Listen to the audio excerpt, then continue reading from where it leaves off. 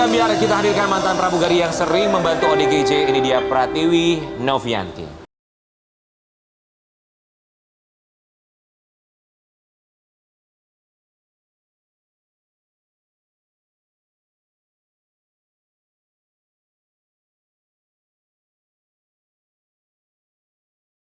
Pratiwi Novianti, mantan pramugari yang sering membantu ODGJ, dapat perhatian netizen. Kami semua di sini mau ucapkan Terima kasih sudah menyediakan waktunya datang ke sini saya. Boleh Novianti silakan duduk. Kita panggilnya apa ya? Pratiwi, Tiwi, Novianti atau apa? Novi. Oh Novi, oke Novi silakan. Novi, kamu umur berapa sih kalau boleh tahu? 28. 28, asli mana? Papa Jawa, Mama Sunda. Oke, domisili di Jakarta. Jakarta, betul. 28 tahun. Sebelumnya jadi pramugari? Pramugari 8 tahun. 8 tahun. Kemudian kamu memutuskan untuk berhenti menjadi pramugari. Ya. Apa alasan utamanya? Alasan utamanya karena kesenangan sih. Jadi 2 hari sebelum mamaku meninggal, maksudnya 2 hari sebelum aku rilis training pramugari, mamaku meninggal dan mamaku cuma pesan lakukan yang terbaik untuk orang lain. Karena mamaku sering banget terapkan aku kebaikan-kebaikan. Gitu. Jadi pas 8 tahun COVID, waktu itu kan pandemi ya. Aku mutusin mencari kegiatan lain gitu. Iya. Jadi kegiatannya sosial dan aku ngerasa ya aku nyaman, aku seneng. Kesenangan yang tidak bisa dibayarkan pakai apapun. Karena sebelum buat YouTube pun aku udah kegiatan sosial. Oke, jadi buat kamu mengerjakan sesuatu yang kamu cintai, your passion gitu ya, Yeah. kesenangan kamu itu salah satunya adalah membantu orang-orang Yeah, sekitar. betul. Tapi kan ya kita juga pastinya sebagai manusia ingin membantu orang-orang sekitar. Tapi bagaimana caranya membantu ketika kita tidak memiliki pemasukan? Misalnya ketika Betul. kamu berhenti jadi pramugari tidak ada income dong kalau begitu. Nggak ada sama sekali. Jadi aku income benar-benar dari YouTube dan kita pergunakan untuk operasional, untuk bayar ke rumah sakit jiwa, untuk yayasan, untuk bantu-bantu orang yang nggak mampu pakai uang YouTube semuanya. Oke, kenapa ODGJ? Karena ODGJ yang terlantar di jalan butuh bantuan kita. Dia butuh ketemu sama keluarganya. Makanya kenapa kita share di YouTube, banyak ODGJ yang terlantar udah 20 tahun, 30 tahun, 10 tahun, ketemu sama keluarganya dengan melihat tayangan di YouTube. Gitu. Itu manfaatnya ya. Iya, betul.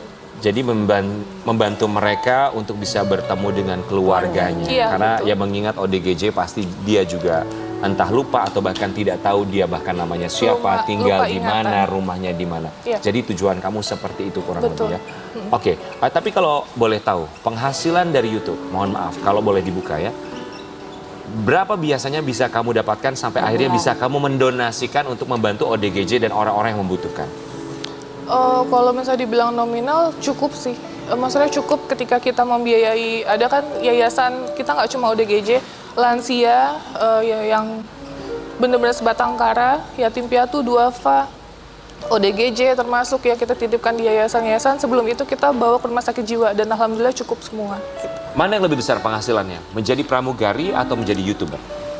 Menjadi pramugari, karena pramugari nggak ada pengeluaran apapun, sedangkan YouTube kan kita harus mengeluarkan dengan membiayai semua orang-orang yang membutuhkan. Kalau YouTube kalau boleh tahu, mohon maaf, ratusan juta kah atau puluhan juta?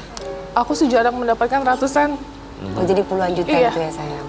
Oke, kamu kan tadi bilang bahwa bukan hanya ODGJ, tapi juga mereka orang yang terlantar, Betul. yatim piatu, kemudian juga lansia, kamu perbantukan juga.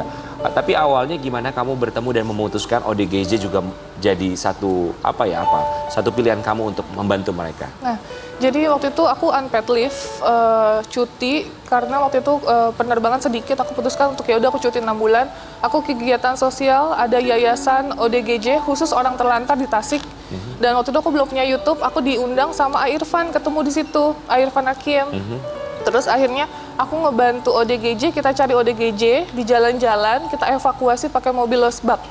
Dan aku ngerasa kesenangan yang aku nggak bisa bayar pakai apapun. Seneng banget bisa mandiin mereka, nyukur rambutnya mereka. Dan itu pun bukan berupa materi, tapi tenaga. Tangan kita bisa berguna untuk orang lain. Gitu. Waktu dan energi yang kamu berikan ya, bukan hanya sekedar uang ya. Gitu. Kita mau kasih lihat artikel yang satu ini, ada kendala juga yang harus dihadapi oleh seorang Novi gitu. Ya, keluarga bocah dirantai di Bekasi polisikan YouTuber Pratiwi Novianti. Ada apa? Sempat Iya. dipolisikan. Lagi proses sih jalannya. Oke, jadi sebelum cerita tentang dipolisikan, kamu ketemu dengan anak ini seperti apa? Jadi ini kan sempat viral banget. Nah, aku menghubungi salah satu keluarganya, itu tantenya, dengan niat ingin membantu. Tetapi ketika kita relawan ingin membantu, kita melihat dulu dong kondisinya seperti apa. Kita mau memberikan bantuan apa nih, gitu. Setelah itu ternyata tidak mendapatkan respon baik dari rumah sakit, kita nggak bisa ketemu, ya sudah, kita selesai. Nah, ternyata besokannya pihak dari keluarga mereka menjelek-jelekan saya, dan ada followers yang menginformasikan via screenshot, gitu, karena katanya saya tidak memberikan bantuan apapun. Sedangkan saya belum mendapatkan akses untuk memberikan bantuan. Gimana saya mau memberikan bantuan? Oke. Seperti itu. Kondisi anaknya di mana? Udah di rumah sakit waktu itu, dan udah di panti. Jadi apa yang harus saya bantu kalau sudah mendapatkan bantuan? Saat itu alasan keluarga merantai bocah tersebut kenapa? Itu kan bapak kandung dan ibu tiri sudah dipolisikan. Jadi Kayak dipasung gitu ya. dirantai. Jadi dia lari kabur di depan rumahnya minta tolong karena kelaparan. Dan itu kurus banget. Oke, tapi Kenapa kok secara psikis dia dirantai? memang punya gangguan atau? Punya gangguan, Oke. disabilitas mental dan fisik. Disabilitas mental dan juga fisik. Keluarganya sekarang akhirnya laporan masih terus berjalan untuk kamu? Tantenya yang melaporkan saya. Sekarang tantenya melaporkan. Yes. Dengan dugaan apa? Pencemaran nama baik, UU ITE.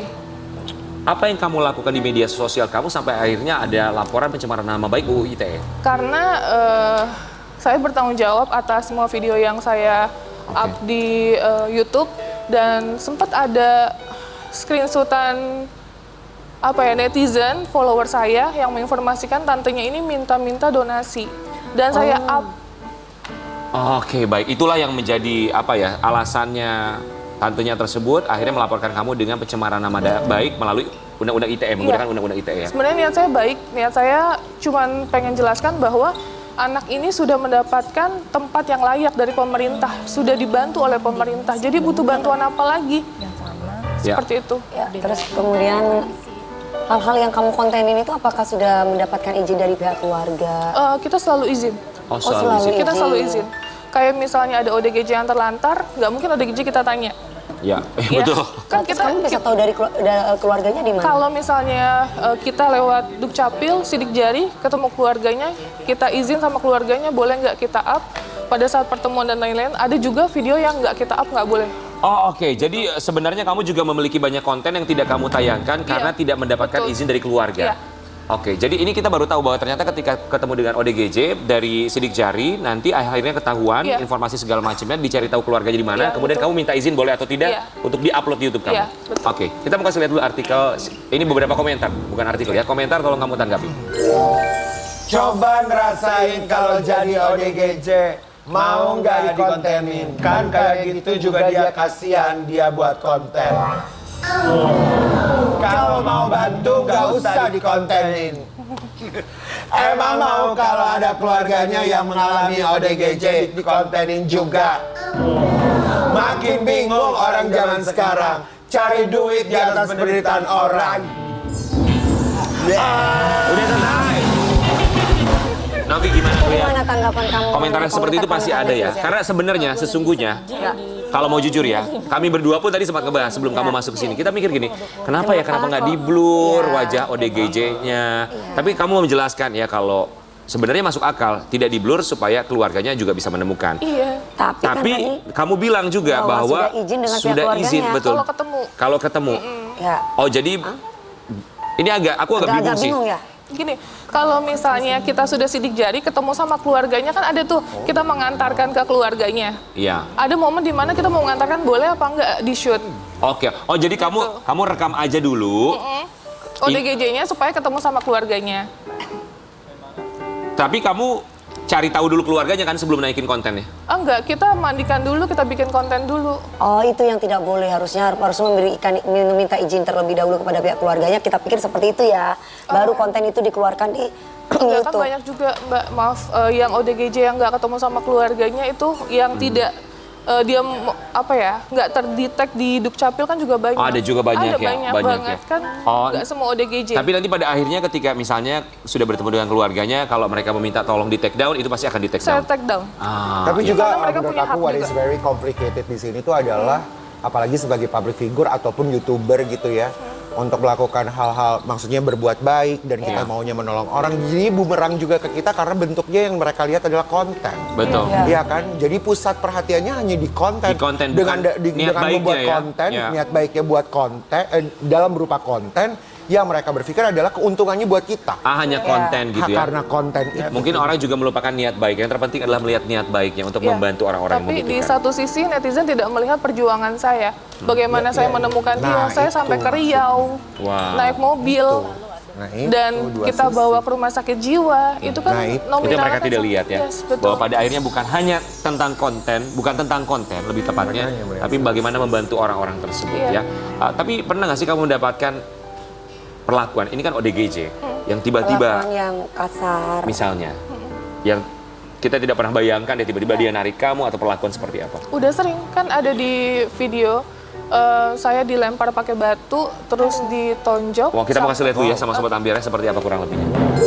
Kalau tiba-tiba tadi katanya ada orang gila yang lagi. Ya, ODGJ? Anda tahu lah kalau saya ngomong artinya ODGJ. Iya. Yang tiba-tiba menyakiti Anda bisa nggak? Oh, udah sering Om. Udah sering. Udah Anda disakitin sama orang ODGJ di jalan. Punggungku itu ada tulangnya agak bengkok, itu Gara-gara? karena kelempar batu sama ODGJ. Terus pernah juga dihantam sampai aku ngejengkang ke belakang. Itu sama ODGJ di Indramayu. Dan itu udah sering banget. Ya. Yang paling parah apa? Yang paling parah yang itu yang dipukul aku sampai ke belakang karena tenaganya kenceng banget. Dipukul apanya? Dipukul, ditonjok. Muka? Iya. Perempuan Sama atau badan. laki-laki? Laki-laki itu di Indramayu. Kenapa masih tetap mau melakukan itu? Nah, itu kan. Karena kewajiban. Ngebantu orang adalah kewajiban. Ini Membantu orang banyak kok, kewajiban yang perlu diutamakan tuh ada. iya. Tapi buat saya pribadi ini pilihan hidup saya. dan- Panggilan hati kan Iya, maksudnya. panggilan hati. Iya. Dan insya Allah Iya. seterusnya sampai Allah manggil saya mungkin. Ada trauma nggak sih? Dipukul, dilempar batu segala macam gitu? Enggak. Karena aku yakin mereka melakukan hal tersebut self defense. Dia Iya. pasti akan membela diri karena ada orang asing yang pengen deketin dia tiba-tiba yang biasanya mungkin dia di aneh-anehin sama orang gitu. Sekarang ada yang mau bantu pasti takut gitu dan itu wajar. Wajar ya? Iya, wajar. Yang Kalau penting untuk saya kembali wajar. lagi sama niat kita, panggilan hati seperti Karen Iya. tadi bilang bahwa mau melakukan apapun termasuk juga ini yang disampaikan oleh almarhumah ibu kamu ya. Tapi buat tentunya Sobat Ambiar di rumah, ini juga bukan hal yang mudah untuk mereka ketika ada keluarga yang memiliki gangguan jiwa misalnya ya. Apa pesan yang ingin kamu sampaikan untuk keluarga di Indonesia Sobat Ambiar yang memiliki menelantarkan keluarganya yang mengalami ODGJ. melantarkan atau barangkali memiliki kesulitan untuk mengurus keluarga yang memiliki ODGJ? Kalau pesan saya banyak banget ODGJ yang sampai detik ini dipasung-pasung, diasingkan, bahkan ditaruh di hutan. Saya masih sering menemukan. Oh wow. Dan semoga tidak ada lagi yang seperti itu karena ODGJ juga manusia, mempunyai hak asasi manusia yang sama seperti kita. Obat yang paling yang paling ampuh itu adalah dukungan keluarga. Itu aja. Obat yang paling ampuh Kasih Dukungan sayang. Dukungan keluarga dan kasih sayang. Iya. ya, kita berharap semoga tidak ada lagi keluarga yang menelantarkan anggota keluarganya yang memiliki Betul. gangguan jiwa ya. Iya. Kita akan kembali sesaat lagi tetap di Pagi Pagi Anda. Tak pernah